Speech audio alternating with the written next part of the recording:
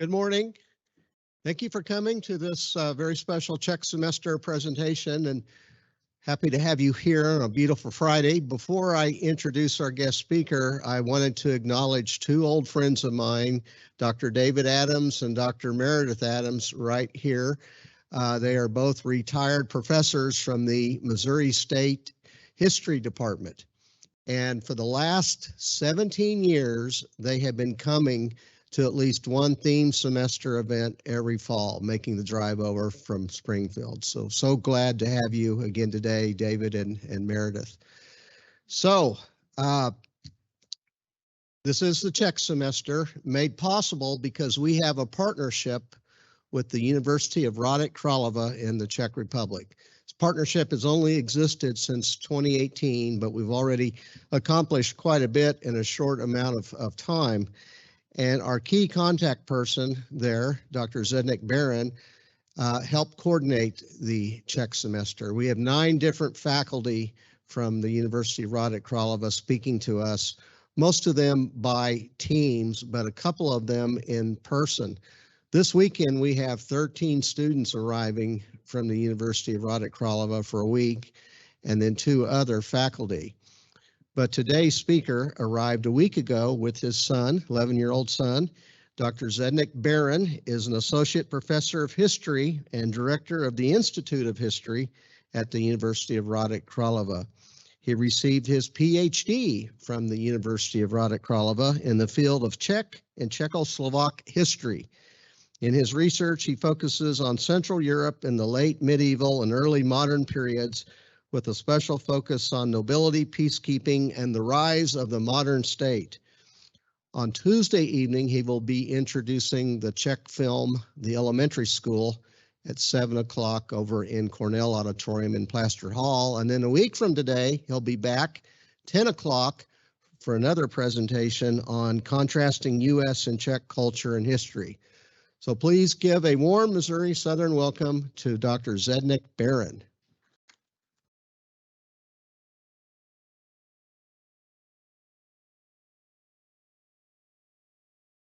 Thank you very much for introducing me, and good morning, ladies and gentlemen.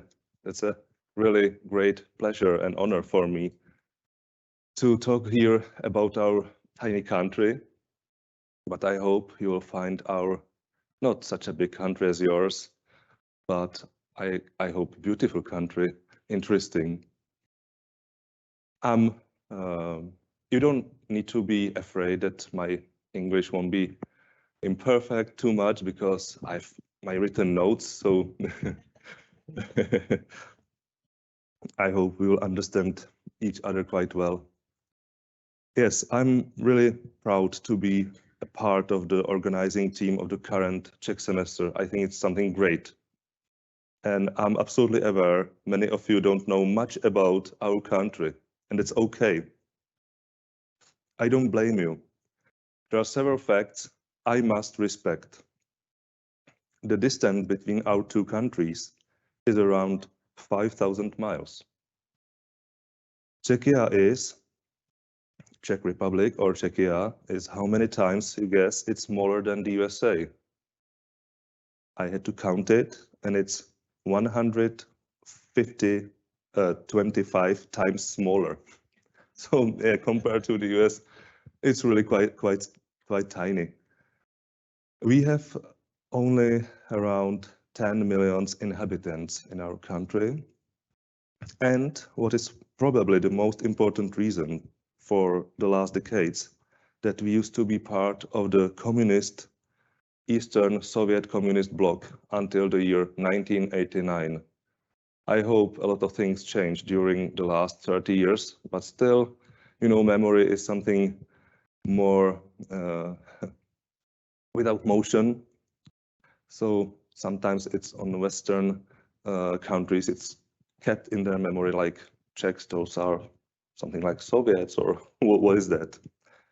I don't blame you, it's okay. So where actually our country is? The year 1989 brought many new experiences to our country, and I hope you will have an opportunity to see the reality of life in communist Czechoslovakia, which was our former state before the velvet divorce of Czechs and Slovaks in 1993. So I hope you will have a lot of opportunities to look at the reality of our life during communism in the film festival. However, it is important to realize power of the spirit of freedom which came to our country in the 1990s and how successfully the whole Eastern and Eastern Central Europe became democratic and free societies. Those were our moments of glory, 1990s. Everyone was looking at East Central Europe. The eyes of the whole world watched us, but we must honestly say and admit that those times are over and our part of Europe was overshadowed with other more progressive parts of the world. These days, and I must say very, very unfortunately, the attention of the West is back again. I'm talking about the Ukraine crisis, which strengthened our transatlantic ties and put Czechia not far away from the neuralgic point of the present events. But don't be scared, we are not neighboring country with Ukraine. Look at the map. There you see Ukraine, there is Czechia, our brothers Slovakia, and Germany. It is vital for the whole micro-region to say and prove again that there always existed culture-rich societies and states between Germany and Russia. Yeah, the whole East Central Europe is the region between great Germany and great and dangerous Russian state. For our republic, it is a big honor and a responsibility to preside over the Council of the whole European Union nowadays and during these difficult times. Our security guarantees are based on our NATO membership. Therefore, I hope I can freely invite you to visit our beautiful country.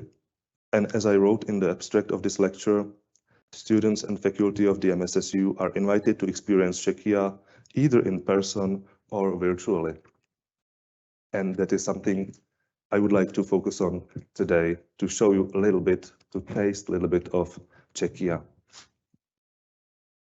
This presentation will provide all those planning to visit our country with a basic orientation in geography, cultural heritage, but it is also offered for all those who will not travel but would like to experience Franz Kafka's town, visit Gothic cathedrals in our country, or picturesque spa towns, or admire unique art collections collected in our cities.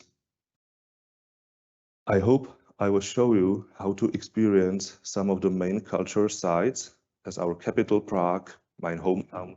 Oh, sorry, I forget it. Microphone is here. My hometown, Kutná Hora, the most famous castle of our country, Karlštejn, and access the online collections of such institutions as the National Gallery in Prague. We will virtually walk in the area of Prague Castle and other projects opening Czech cultural heritage to a worldwide audience. So something really brief about our history. Our statehood began in the late 9th century with the dynasty of Přemyslit princes. Yes, that's really something typical for Czechs. We are the only nation in the whole world. We say something really terrible for anyone else. It's R sound. So our original dynasty was called Přemyslit. Bohemian Principality became kingdom in the early 13th century, and it received a very special status inside the whole Holy Roman Empire. It became its most powerful part with a considerable amount of independence. Our kings married wives from the main European dynasties, and Bohemian kings from the Luxembourg dynasty joined in their hands both crowns, Bohemian and Imperial, from the Holy Roman Empire. Our capital, Prague, became several times the capital of the whole empire. Turbulent times came in our country with the so-called Hasides, a religious group named after university master and preacher Jan Hus, or sometimes you may say John Huss. Jan Hus ignited in our country the first revolution and first reformation in the whole Europe. It was 100 years before Martin Luther came. And our preacher Jan Hus preached some of similar ideas compared to Luther. 200 years of religious tension and struggles between land estates and the monarch were resolved at the Battle of the White Mountain. That's the important point of our history. Battle at the White Mountain near Prague. Nowadays it's part of Prague. In 1620.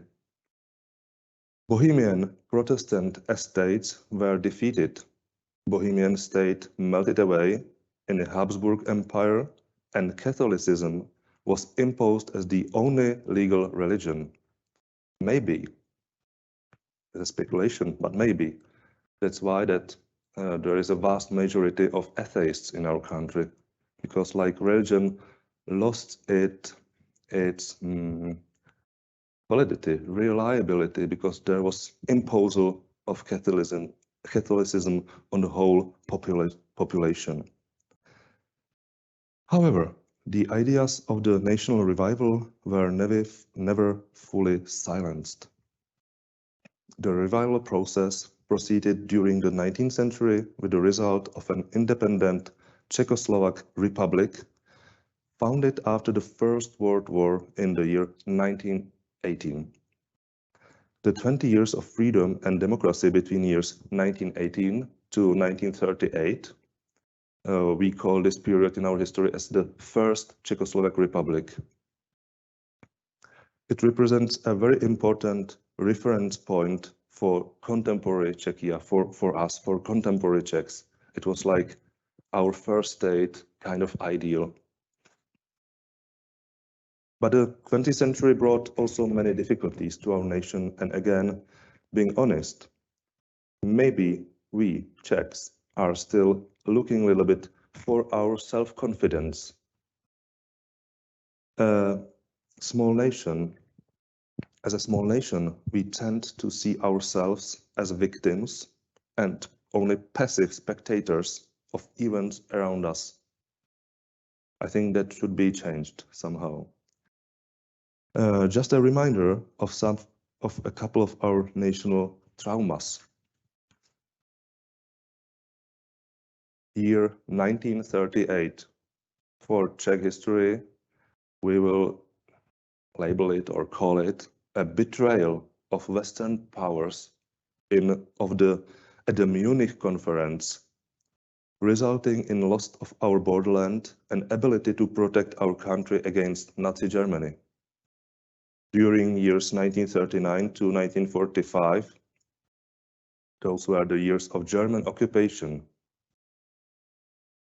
From the year 1948 on, communist coup with strong support from Moscow changed our country into unfree land under the patronage of Moscow. But let's be honest, in the year 1948, many Czechs voted for Communist Party voluntarily. It was something cool in those days. New hopes came or occurred in the year 1968. A reform process called Prague Spring was forcibly stopped by invading tanks of Warsaw Pact members, mostly by Soviet tanks, of course. But maybe our history in the last decades is not that much sad or demotivating. I think we can find there two unprecedentedly successful events. The Velvet Revolution in 1988 and 89, which was a non-violent process ending the communist regime in our country. Yeah, it wasn't in the whole former communist bloc the same. You know about bloodshed in Romania, problems in Yugoslavia, and so on. So I think this was a real success of our history.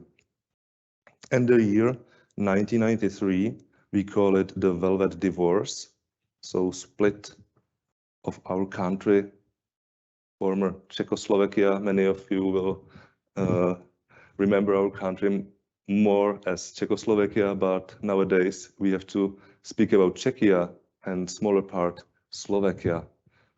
We understand almost, I think, 98% of each other's language with Slovaks. We are really like brother nations. And I think this so-called Velvet Divorce saved us from the Yugoslavia scenario. So if we admit the right for independent existence to Eastern European countries, it brings Czechia almost to the center of the Europe. If we say that Europe ends somewhere over here on the former borders of NATO, yeah, of course we will be put somewhere in the very eastern parts of Europe. But yeah, maybe that's the issue for a broader discussion. What is it Central Europe? What is it Eastern Europe? From our country, you can easily reach our neighboring countries, Germany, Poland, Austria, or our brother or sister nation, Slovakia. The whole micro region has dense highway, maybe not that dense as your state, and railway routes. I think we have more railways than you have.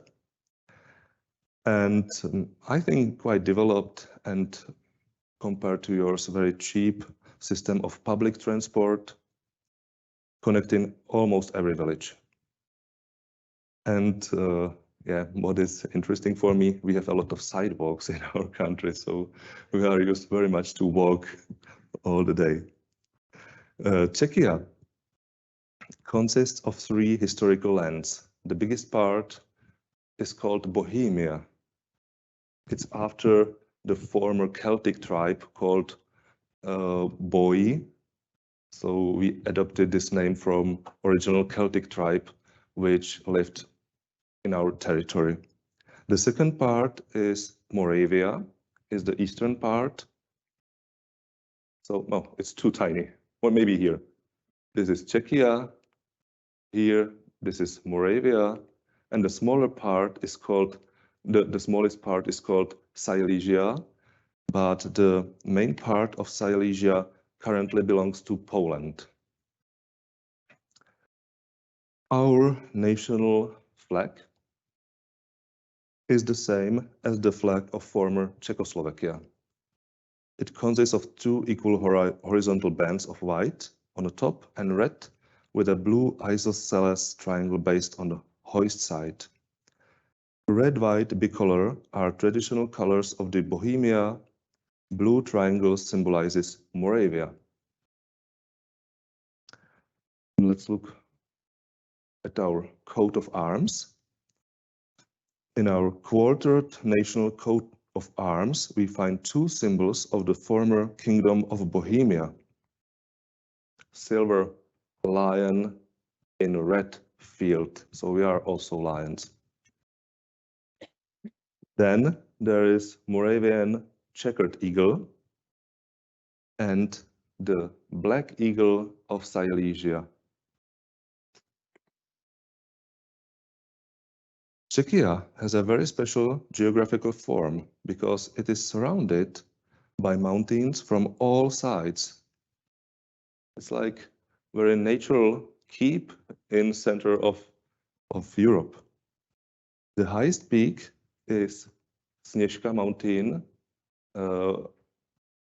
1,602 meters above the sea level. And that's the mountain in so-called giant mountains in north of our country. In these giant mountains, also very important European river, Elbe, you will know this German name, Elbe River springs. But let's look at several pictures. Prague. Prague is our capital and always had a central position in our country. There is the main industry, main commerce. It has around 1.3 million inhabitants, making it the 13th largest city in the whole European Union.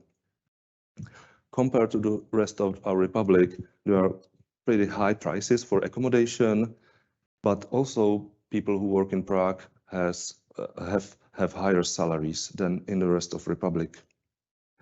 It has been the unquestionable center of the state since its very beginnings. That is why a lot of medieval and early modern sightseeings are located there. And even during the Habsburg reign, it was still one of the main imperial cities. So there you can trace important European historical and cultural sites back to the medieval period up to the modern times. Thanks to my colleague, a teacher of the history of arts, Dr. Zaruba, another strange name for you, my colleague from my department, I will show you pictures which are not taken from Google Images Bank, but are quite original. I hope you will be able to admire beauties of our cities there. On the first picture, you see the Castle District. Castle District, this huge area with central St. Vitus Cathedral. The seat of Czech President and Archbishop of Prague are nearby, but secular and spiritual powers are completely separated, of course. We don't live in the Habsburg Empire anymore. The other picture on the right is aimed similarly to the Castle District on the top of the hill with a high church at the old town square. So there is a St. Vitus Cathedral, and this is the core of Prague, former so-called Old Town Prague. If you look carefully, you will see many more Gothic towers and Baroque domes as well. We usually call our capital as having more than 100 of towers. Maybe the most famous image of Prague, well known from our postcards, stamps, and so on, is a view over the Vltava River or Moldau River. It's a tributary of the Elbe. And there you see a famous Charles Bridge, Gothic Charles Bridge, really made in the half of the 14th century. There you can see also the Castle District with the Gothic Cathedral and many towers of several churches. There is Gothic Cathedral of St. Vitus, but also towers of Romanesque, older Romanesque basilic in our castle district. But I can take you to our castle directly. I hope it will work.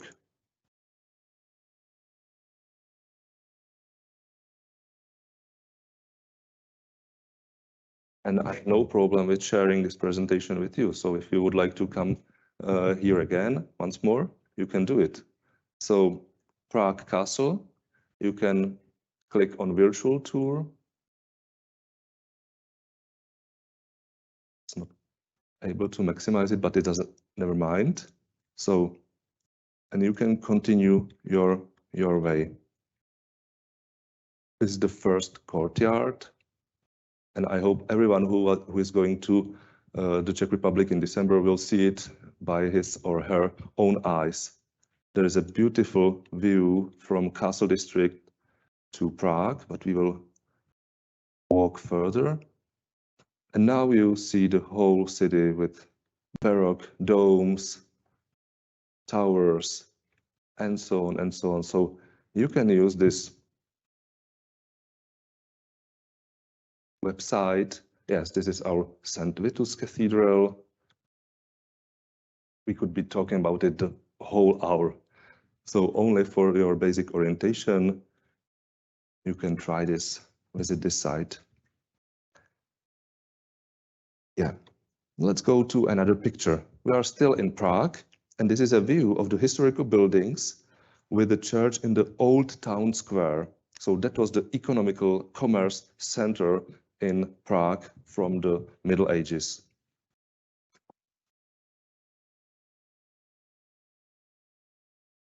There are several pictures from different periods of year.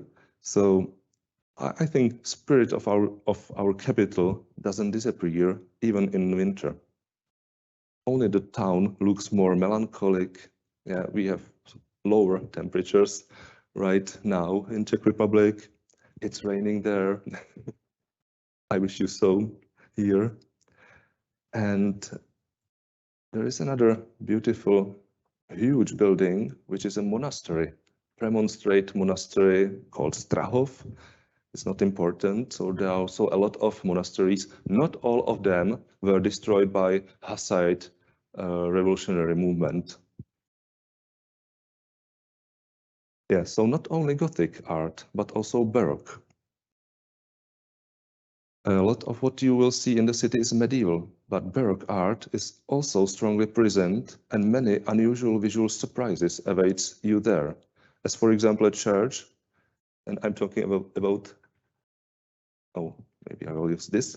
About this church is something really strange. What it could be? It was built in the late 1920s, inspired by Old Christian and ancient patterns, and designed by famous Slovene architect Plečnik. So it's something very unique. So there are a lot of surprises. You will await Gothic, you will await Baroque, but there are also a lot of completely different things. Many expositions of our National Gallery are located in Prague and offering different styles of art. You only have to choose whether you prefer Impressionist, Asian art, Gothic paintings. And for your better decision, you can use this National Gallery Prague tool. It works, you can try it as well. National Gallery Prague, and it depends only on your preferences. So I suggest to try permanent exhibitions. Yeah, maybe you are interested in the first Czechoslovak Republic. And there are several digitalized paintings. So I know this is not Czech art.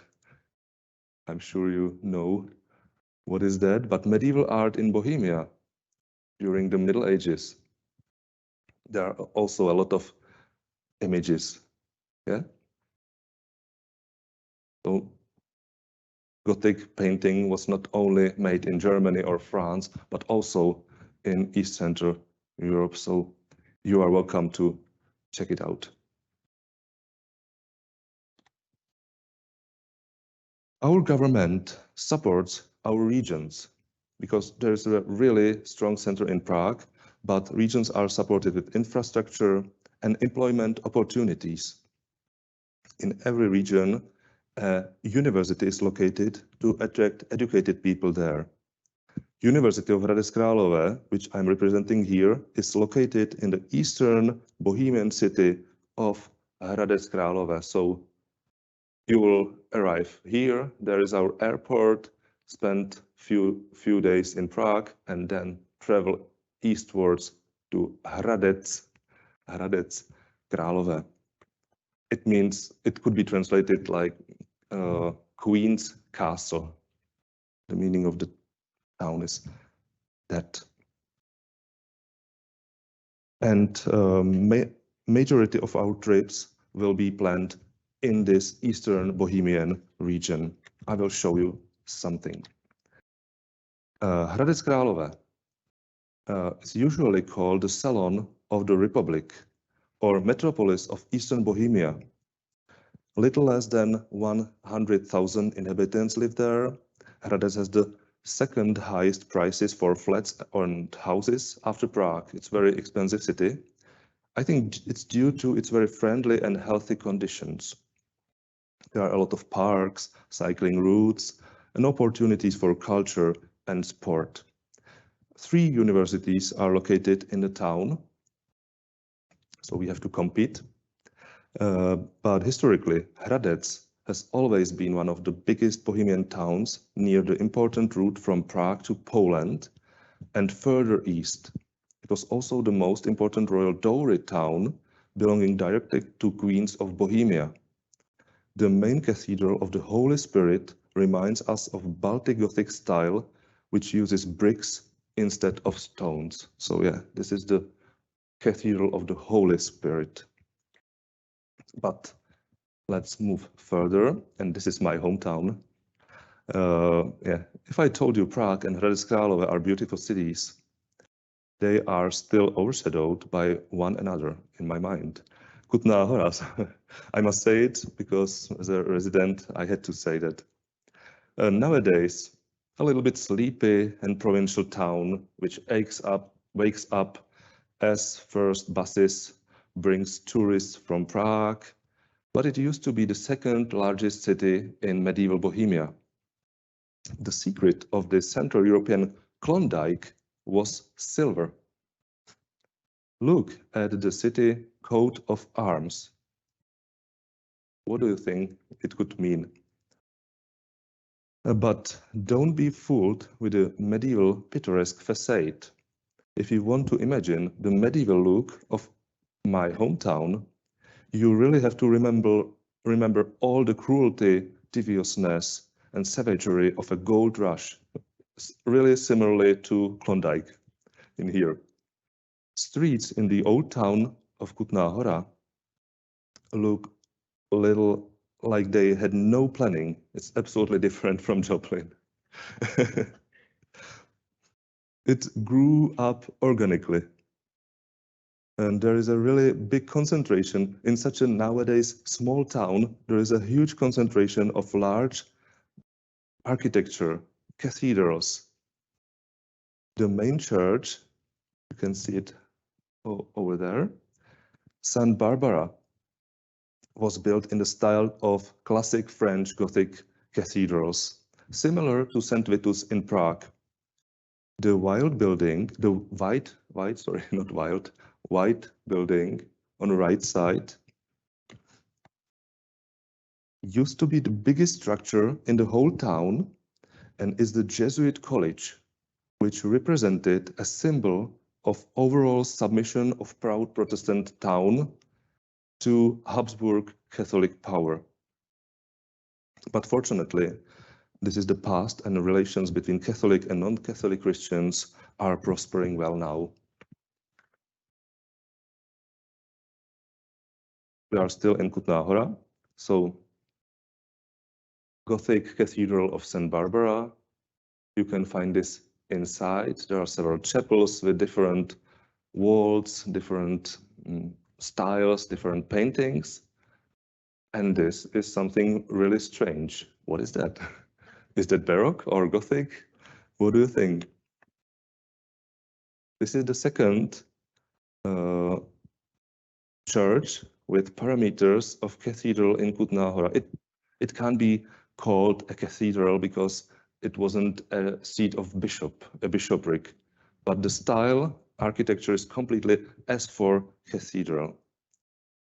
It was constructed during the Middle Ages, but it was rebuilt in a very special style of so-called Baroque Gothic, invented by Johann Santini Eichel, a Czech architect of Italian origin.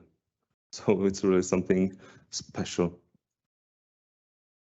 But let's move to another town. Maybe you are tired with medieval buildings and Baroque domes. So let's make a break visiting the most renowned spa city in our country. It's called Karlovy Vary, or Karlsbad in German. It's located in Western Bohemia.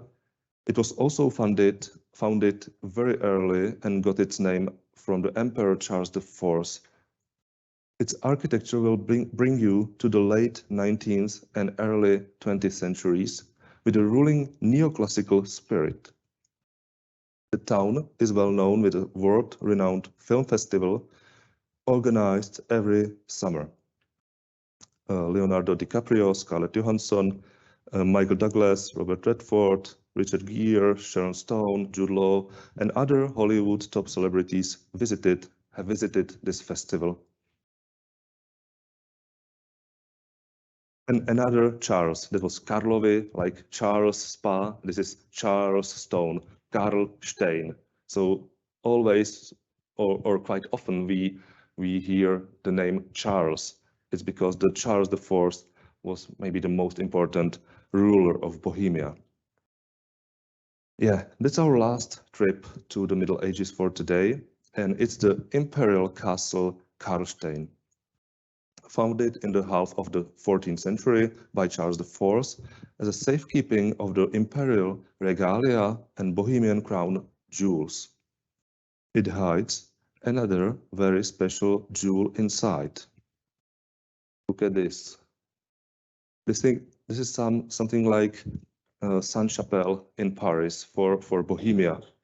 It's called Chapel of the Holy Cross, the most sacred place for the royal idea, used for hiding the most sacred relics behind famous panel paintings of Master Theodoric. So behind every painting there is a hidden relic of each saint. And yeah, there are small glass circles or globes representing a starry sky. So symbolic of heavenly Jerusalem, we can see there.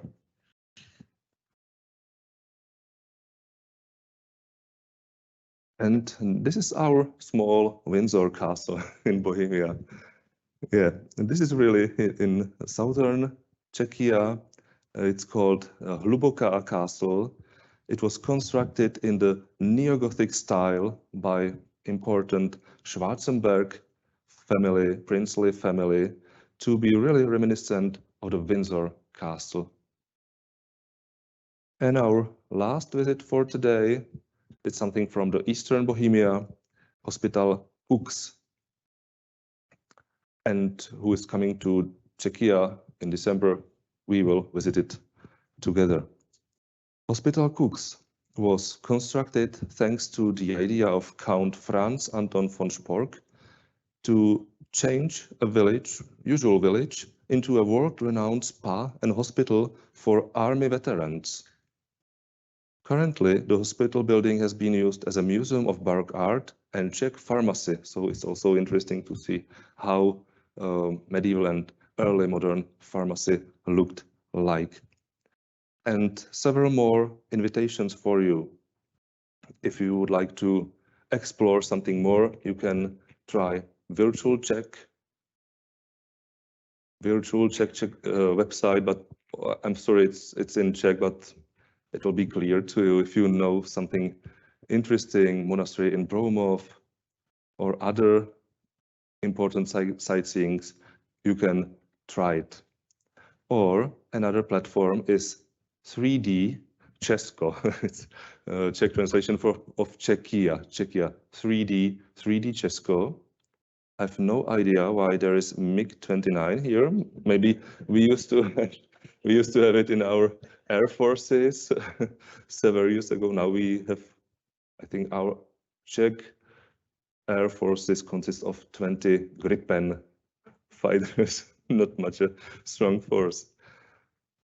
But maybe a memory on Soviet era. But a lot of castles, a lot of, for example, Přimda, one of our oldest castle, you can click on that, and there are beautiful 3-dimensional reconstruction of medieval castles, early modern chateaus, and so on.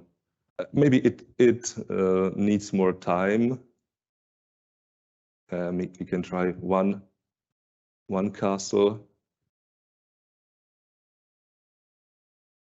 But never mind, if it won't work, you can try it at home if you wish. There are a lot of fans of Castellology, a lot of fans of reenactment in Czechia. Oh, it will take a long time.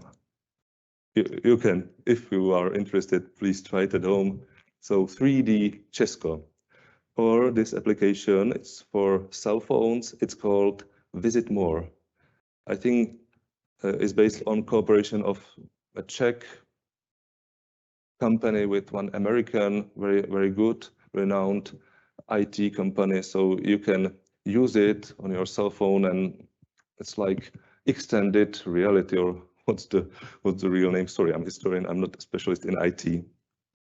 So that's from my side. Virtual Czech 3D Česko, or Visit More. You can pre-visit some interesting sites before you go there, and yeah, several more pictures, because we need a whole day, but you will be bored. Sorry, I won't take your time. There are so many very special places, very special sightseeing. So a lot of castles. Some of them look like from a fairy tale. Some are more like non-repaired, waiting for the reparation.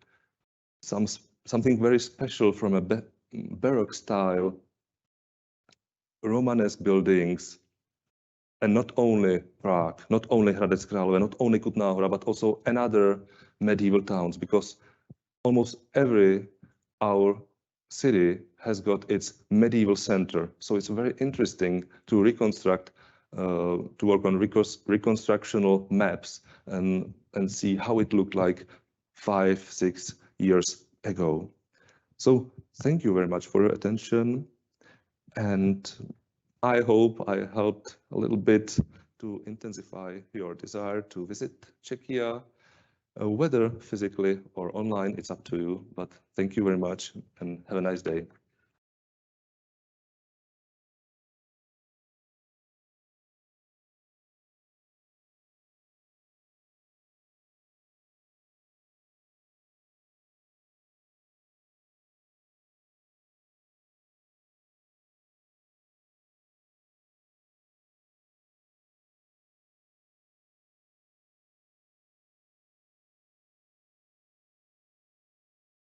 And I'm sorry, I didn't catch your first part of your question.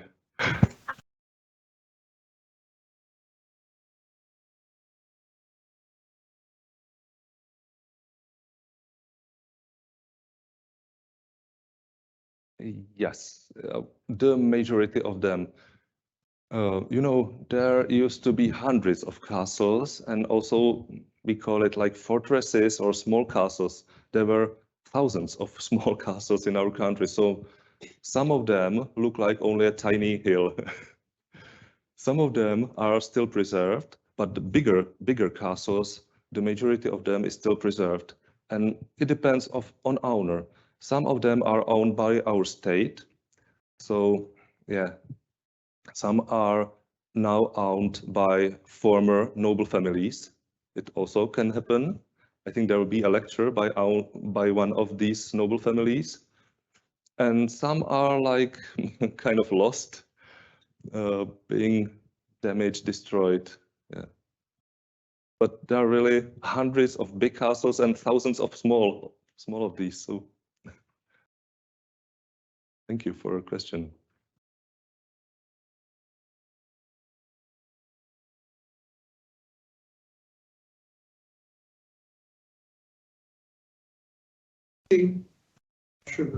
Hradec. Hradčany.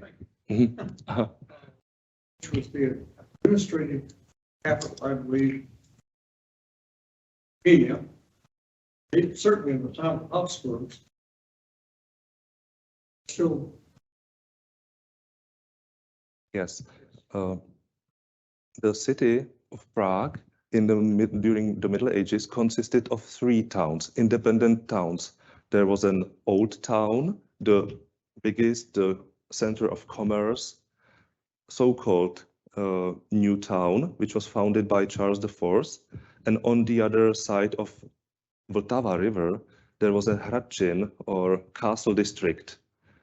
And that used to be the administrative center of Bohemia, not only during the Middle Ages, times of so-called Bohemian crown, the state called Bohemian crown, but also during the Habsburg era.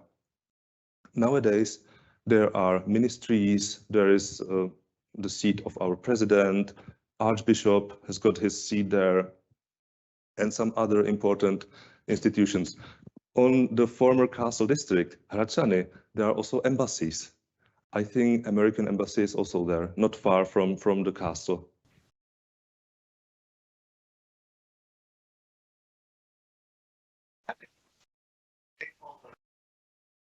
That devastated so many of the other European cities. Yes, how to answer honestly? Yeah, you know, we were under German rule, so there were American bombers throwing bombs on Czech cities because our factories were producing things for Wehrmacht. But in the center of Prague, there wasn't any big industry, so there were parts of Prague destroyed by bombing of Allied forces, but not the center of Prague. So yeah, it was like Czech nation was a suppressed nation during the Second World War, but there were big resistance in abroad. You know, the Czech or Slovak pilots flying on airplanes in RAF. Some of them were also in Red Army. So it was like split if go west or eastwards. Yeah, but it was the situation. So Prague, there was a risk. Once I think Adolf Hitler said that if Czechs will not obey him, he will destroy the whole Prague. And Czechs obeyed. Yeah.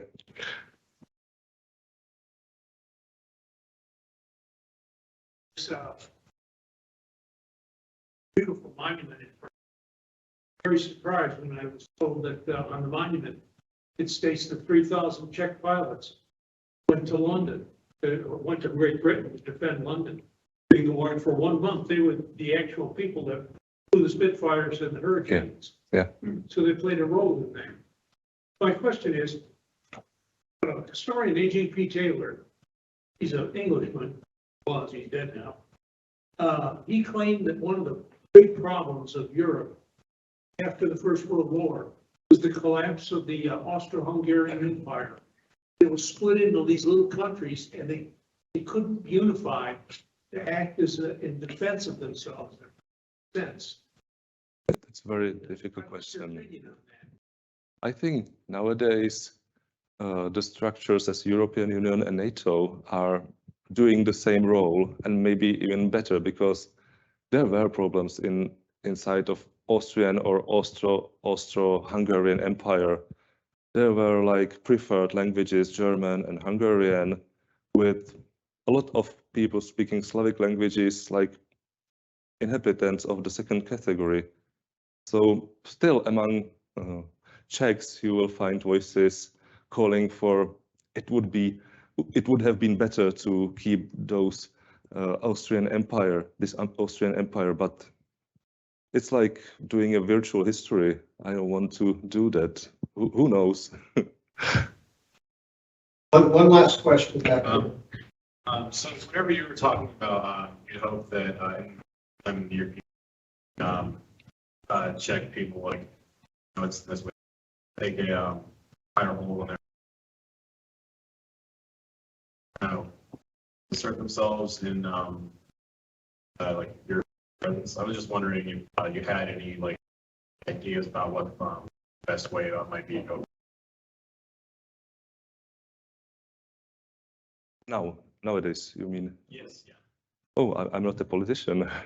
It's only my personal opinion. But yeah, I think the vast majority of our people vote for EU. They are glad that we are part of EU, and we are really afraid of Russia, what they are doing there. So we are really glad that we are part of NATO. And I think our current prime minister, he's a first Bohemian professor of political science. So he's a really educated man, and he is now presiding the whole European Union. you know, maybe yesterday there was a big meeting in Prague. All prime ministers and leaders of European nations went to Prague. So I think now we have good representation, and still there are 10% of Czechs who will say we would have a better life with Moscow, but I think that's only a minority. No, not now. Let's give Dr. Beran. Thank you.